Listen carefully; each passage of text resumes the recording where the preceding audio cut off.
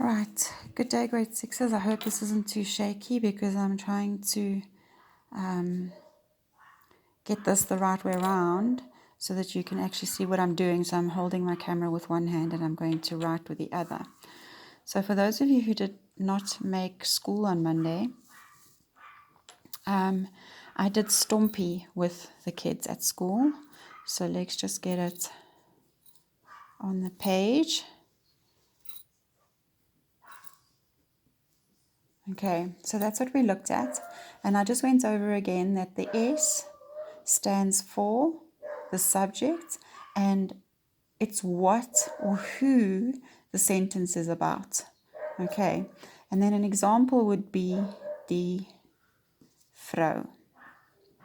Okay, then the verb tells me what die vrou is doing. So we can say kook, she's cooking. The time word tells me when the lady is cooking. Okay, so elke dag, every day. Then the object, what is she cooking every day? Does that make sense, guys? So what is the lady cooking every day? And we can say eiers, eggs. Then the manner is the manier of the wyse. Sorry, I'm shaking here again, guys. Tells me how the lady is cooking the eggs every day.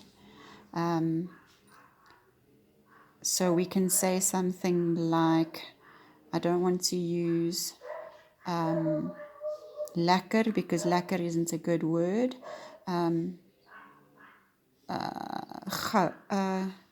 Go. How is she doing it? Quickly. Okay. And then black, where is the lady cooking every day the eggs quickly? That sounds terrible in English, doesn't it? And for place, we could say in die kombuis.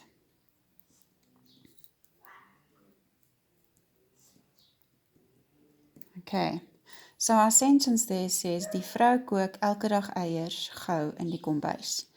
Now, I discussed with them as well the other day that this then becomes, this sentence that we've just done is a teenwoordige tyd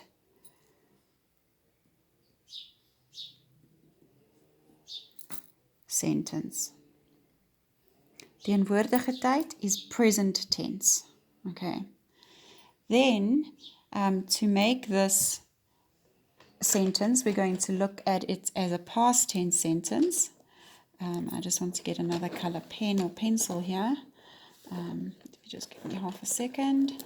I'm just digging around. Sorry, grade sixes. I should have got this out before, but it's not the end of the world. Okay, got one. So now to make this a past tense sentence, which is verlede tyd. Okay, past tense.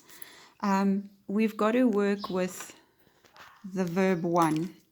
And verb one changes, and that verb at verb one goes to verb two. So it's going to stay die vrou. My first verb here now is going to become het. Okay. Elke dag eiers gou in die kombuis. We take that verb, move it to verb two's position, kook, and we add a ge onto it, and then that becomes the end of our sentence. Everybody got with me?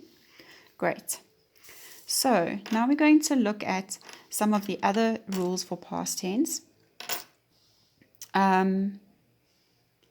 We can use very much part of the sentence, and we can say die vrou is my first verb. Elke dag in die kombuis. We don't need to use the others.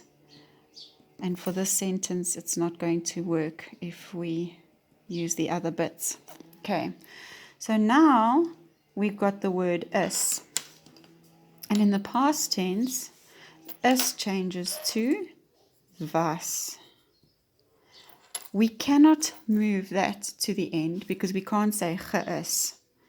Okay, so this is the only time in a past tense sentence where we don't use a verb to. Just the is changes to was. Okay, then another sentence could be die vrou het 'n paar, which should be object, handskoene. This is all object. Sorry, it's not quite in the right place. Okay, so this would all go under object. This is my object. Okay, now we've got the word het here, and you're thinking to yourself, well, that's a past tense sentence already. Well, it's not. That het means the lady has a pair of gloves.